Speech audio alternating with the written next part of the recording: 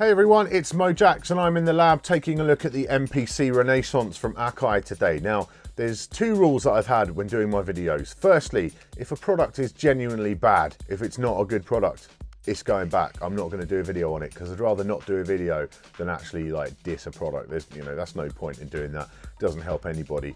The other thing is that if I don't know how to work a product properly, I'm not going to try and bullshit you and pretend like I do. And in the case of the Akai MPC Renaissance, I have got no idea how to work this thing. Completely honest, right? Cards on the table. Thing is with this, it's a full-on audio production workstation. You could produce entire tracks with this. It is super in-depth. It's super difficult if you haven't got the time to devote and actually sit down and learn how it works. If you've got that time and you've got that inclination, then you're going to get a hell of a lot out of this and it will serve you extremely well. But I don't have the time. I've just not had the time. I've had this thing sat in the studio for weeks and it's just not got the use because I just haven't got the time to devote myself. I have done a few of these sort of tutorials, especially those that are included with the manual within the software.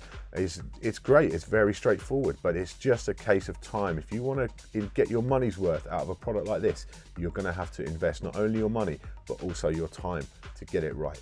So what I'm going to do today, it's going to be a pretty short video. I'm going to show you around this thing, how it integrates into your setup, how it's going to work for you. And if you want to know how to actually get beats going and make beats with this thing, then I suggest you watch Akai's own videos, which have got Young Guru showing you how to use it. And what am I going to do? Show you how to use an MPC better than Young Guru?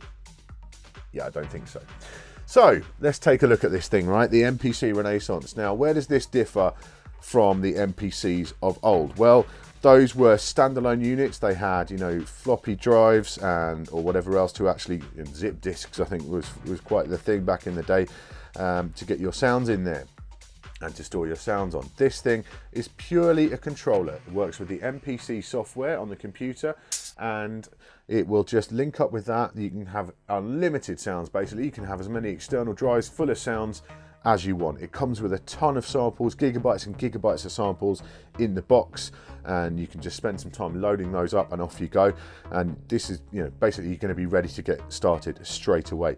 Hardware itself is proper solid metal case. Lovely little soft wrist rest for your wrist. Stop you getting carpal tunnel syndrome or whatever. And the pads themselves are awesome MPC pads.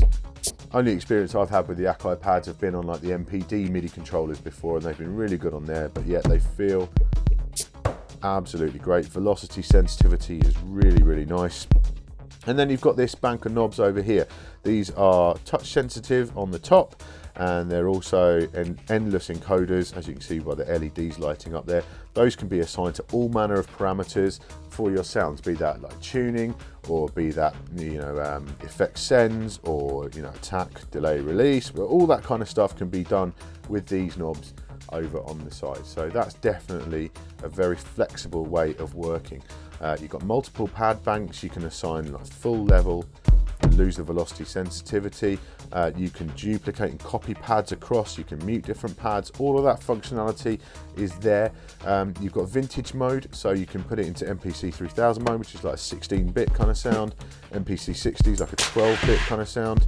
Gives it that proper MPC crunch. It is emulated, of course. It's not really, the original MPC sound, but it sounds pretty good and pretty vintage and pretty fat. So that's definitely good from that point of view.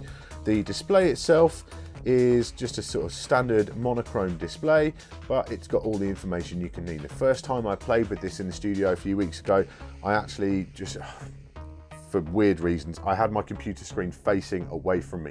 Couldn't actually see what was going on the screen, and I just managed to, using the manual online, I just managed to work out how to use this thing to some degree, just using the screen and the controls on the unit itself. So you really don't need to be staring at your computer monitor alongside this thing as well. You can do it all from the MPC itself, which is really, really good. The F buttons are the function buttons here, and they will change depending on what you're doing on the screen. They will change their function and let you do different things. So we're going to browser mode, we can demo sounds from there, we can load sounds from there, depending on what you've got it set to, nice and simply. So over here you've got all like your different selects. You can select your sequences, your programs, you can browse through everything. Now again, that's one thing that keeps you from having to stare at the computer, is you can just browse right through. You've got numbers for quick input on the number pad, you've got the traditional MPC cursor stuff, and again your traditional MPC transport controls, so you've got record, overdub, etc. So very simply you can get a beat going and start working with it, in just a few minutes. Again, my problem is I can't go any further than that without putting a bit of time in, and I'm not just going to pretend like I know what I'm doing. That's not going to be a help to anybody. In terms of the inputs and outputs, now this is where this thing stands apart from Native Instruments Machinery. You've got a proper audio interface in here, so you can use this as very much the hub of your studio. You can have this running your ins and outs to your monitors. You've got multiple outputs. You've got MIDI ins and outs on standard 5 pins at the back, and you've got the USB connection, of course, which is the main thing. It can't be bus powered. It does have to have the power supply attached, but that all works absolutely fine. And then you've got the inputs as well. You've got combo XLR jacks to run your microphone in there, or your line level signal, or alternatively you've got phono input as well, so you can run a turntable straight into this for sampling from your old 45s or whatever, and you can just run that straight in through the hardware. You've got direct monitoring, so no latency. As well, you've got the main volume on the top, you've got headphone output on the front, you've got 2 different headphone ports, you've got the 6.35 and the 3.5, and it's just fully featured. This thing could really be the hub of your studio. So not only is it going to be your workstation, but you can have this hooked up, you can run it as a VST inside of Ableton Live or Cubase or Logic or whatever else as well. So you can bring that MPC sound into your projects in your existing DAW that you use. So that's great from that point of view as well. And as of course, it will just work with the MPC software standalone on its own. Price wise, comes in about £650 on the street here in the UK. Now, that is slap bang between Native Instruments Machina Mark II and the Machina Studio. Obviously the Machina Studio does have the color screen and so on, but it doesn't have an audio interface still. The Machina Mark II is about 500 quid.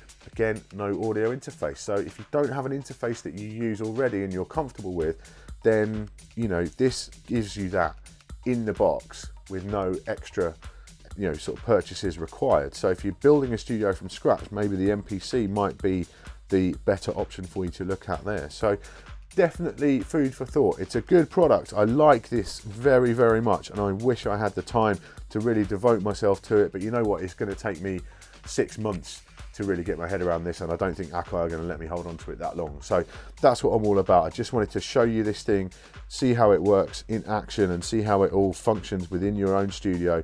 As I say, if you want to get into some more in-depth stuff, do go and watch those official videos with Young Guru. Obviously he knows his way around an MPC like the back of his hand, so that's the place to go and see the real advanced stuff. But yeah, just wanted to give you my impressions of it. The Akai MPC Renaissance, really digging it. Thanks for watching. I'll see you soon. Bye bye.